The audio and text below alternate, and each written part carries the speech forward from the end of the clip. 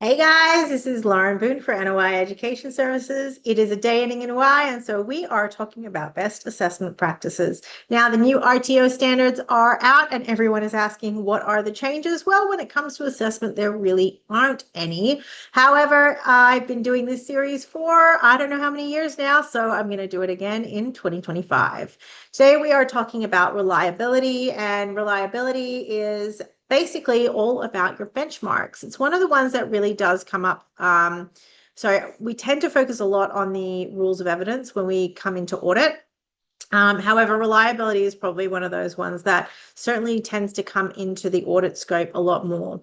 Now, under the 2025 standards, reliability is defined as assessment evidence is interpreted consistently by assessors, and the outcomes of assessment are comparable irrespective of the assessor conducting the assessment. So, guys, this comes down to your benchmarks, and what we're thinking about here is we're talking about our exemplars and we're talking about our marking guides, and we do link that into our mapping guides as well. Now, when we look at the ASQA additional guidance on this, and I'm pulling this from the assessment draft practice guide, I will link to that in the comments below. If you guys haven't read through the draft practice guides, they are very useful documents because it gives you some insight into how the regulator is interpreting a lot of the criteria.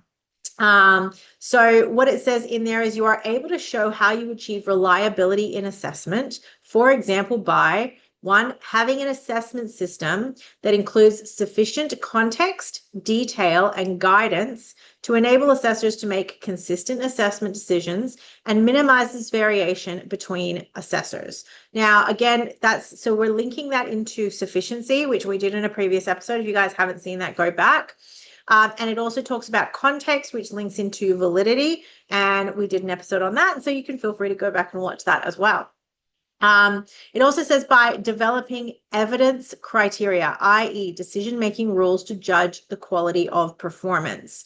Now, that's going to be in a couple of ways. So we're going to have example answers. Now, you want to be a little bit careful with example answers. Quite often I see RTOs putting example answers that are way bigger than what you're actually getting from students. So it can be helpful to kind of make sure you're tempering that. Or this is often where, like in the instructions and things like that, we want to start to see some guidance. So, if we're dealing with AQF2 level, it might be like a dot point response. If we're dealing with AQF3, we're looking for more full sentences. If we're looking at AQF4, we might be looking for like a paragraph. And if we're dealing with diploma, it might be, again, like 1 to 2 paragraphs, depending on the complexity of the question that you're asking. But, starting to think about what the benchmark is for the amount, like the depth and the breadth of the response is something that I quite often see where the actual responses provided by students is quite different than the benchmarks provided by the RTOs. And be really careful that the question that you're asking is not so broad that the student could actually provide a correct answer to the question, but not address the specific knowledge evidence criteria. That's another thing that we see when we're talking about writing good questions. Just be really careful of that. And certainly if you're using GPT to write your questions, which a lot of people are nowadays, you've got to have some good prompts in and around that and some clarifiers because GPT tends to be more academic. It also is not necessarily thinking about how the question is going to be interpreted in context of the work placement. So again, it's about making sure you've got some good prompts in there. Oh, sorry, guys, I was up late. I've got a lot of ASQA submissions due this week. Anyway, all right. Going back to it. So one, having assessment system, sufficient context, detail, guidance to enable assessors to make consistent assessment decisions. 2, evidence criteria, decision-making rules to judge the quality of the performance.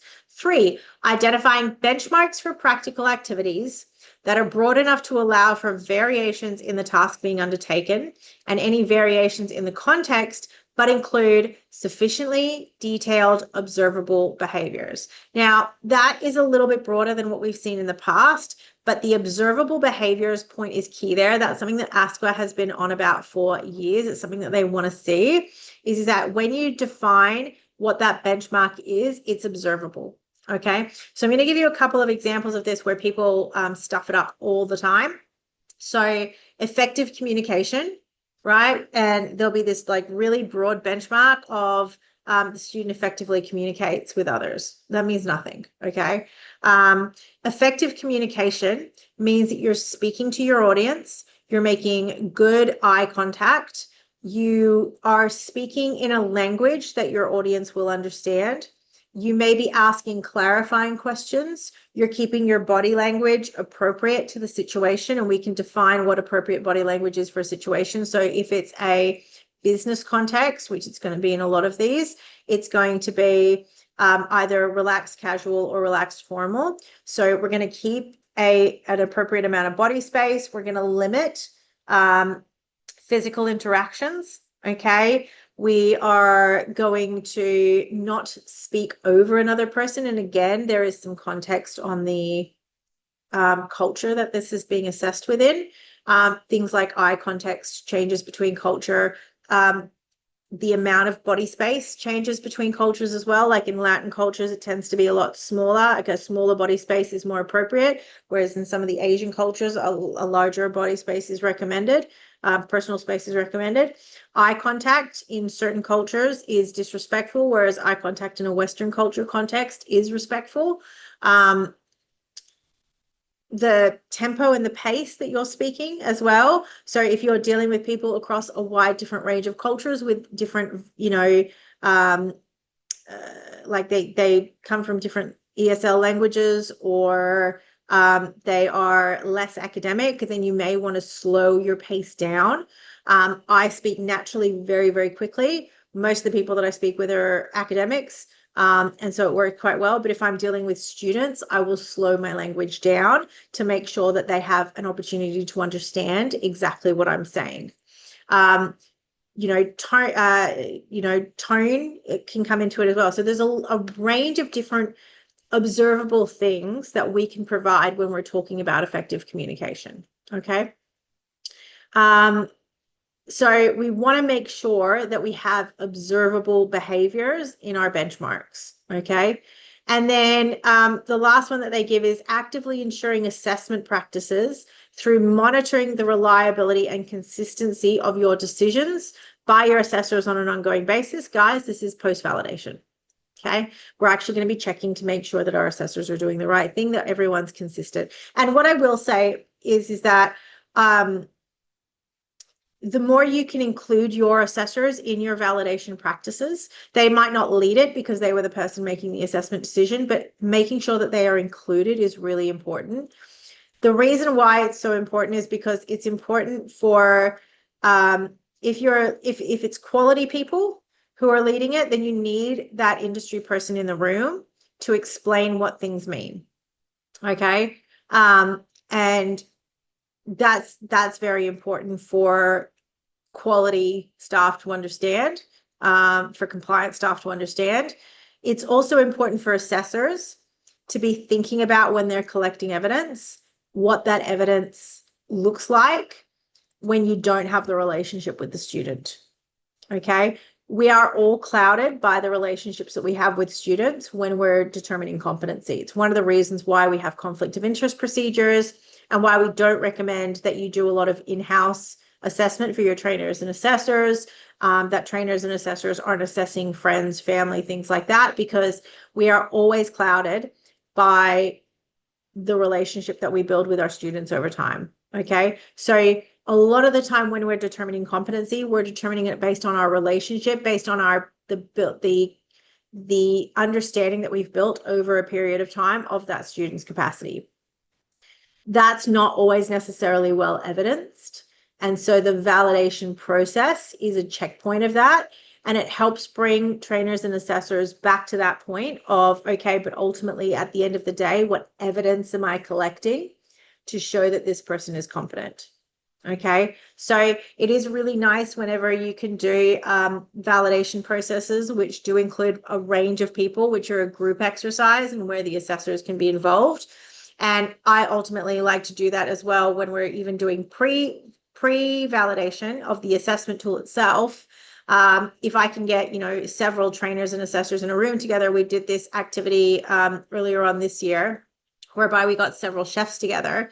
And we had all of the chefs talking about the recipes that we were working with and whether or not it was, what that looked like to them, what the benchmarks looked like to them. We're currently doing it now with some hairdressers and barbers, and getting a group of people in a room together to talk about how that competency is interpreted and how it should be evidenced and things like that. Especially when you're doing things in different forms like institution-based pathways or traineeship work-based pathways. It's a really good experience for all of your staff, and you will absolutely benefit when you are designing a validation system that includes multiple includes people with a multitude of roles from a multitude of places, and has an active discussion process as part of it. Okay. So it's always good when you can include that as part of your overarching process. And I recommend generally when you're doing when you're setting up your validation system, you've got a multitude of ways. So you might be utilizing like an AI service, you might be using like a prick leader suite, you might be using some group sessions. You're going to do a combination of pre and post validation together, things like that. That's going to make your assessment system a lot more robust. So look, when it comes to reliability, it does very often appear on ASQA reports. The reason for that is because while RTOs are very good at providing the example answers for questions, absolutely terrible when it comes to providing assessor benchmarks for practical tasks, like just terrible. As I said, one of the biggest things that we see is that they just don't provide what it actually looks like. They don't provide those quality things. So like if I'm saying we're going to paint a door or we're going to paint a wall, okay, the quality benchmarks are that it's consistent, like that the finish is consistent, that there are no drip marks, that there are that there's full coverage, things like that, right? If it's baking a cake, okay, that like if we're just baking a nice chocolate cake or something like that, it's going to be we're going to be talking about the consistency of the final finish, we're going to be talking about the density of it, we're going to be talking about how it looks, we're going to be talking about the plating and the presentation of it. We're potentially going to be talking about how long it took us. This was a recent discussion in hairdressing, in the consultations that were run, like what's the sort of time frame that services should be provided in. And I think that's relevant across a lot of different areas, especially when it comes to like service industries and things like that. So there's a whole bunch of things that you need to be considering in terms of whether or not that skill is done sufficiently. And again, we want that to be coming from the workplace. So what would be the expectation of an employer? If I said that I wanted you to bake a cake and serve it up, or if I said that I wanted you to design a floral bouquet, okay, or if I wanted you to, change change tire, okay, what's the time frame? What's the quality? What are those kind of key quality things that need to be looked for? What would be some of the things in there that if they did that, that's a no, right? So like, acting unsafely, not communicating that the task has actually been completed, not doing it within appropriate timeframes. Like if it takes you 5 hours to change a tire on a normal, 4x4 ute, okay, that's not within industry timeframes. That's not going to be acceptable. So these are the sorts of things that go into your benchmarks, what it looks like, okay? And again, guys, this is just not that hard. We do this all the time. Yes, we do utilize AI, but like if you've got your prompts right and you've got your industry knowledge and you're checking what GPT actually writes, that process of developing those sorts of benchmarks is really not that hard. So yeah, that is a little bit about reliability. Guys, if you find all of this a little bit too hard and you want to purchase some really good assessment tools that are contextualized to how you deliver your programs, you can always reach out to us. My name is Lauren, and you can email Lauren at Anawaya or laura@aniwaya.org. We are more than happy to help you out. Otherwise, guys, if you liked this, please do like and subscribe below. We know that several of you that are watching this video aren't subscribed, and it means a lot to us when you do. So if you can do that, thank you very, very much. Otherwise, I hope you guys have found this helpful. We have covered authenticity, validity, sufficiency, and reliability over this series. However, if you want more, I have been doing these series for years, and I think I've probably got 27,000 videos on it. So I will link you through to our assessment playlist below. I hope you guys have a great day. If you disagree, feel free to do so, but duke it out respectfully. My name is Lauren Boone for Anawaya Education Services.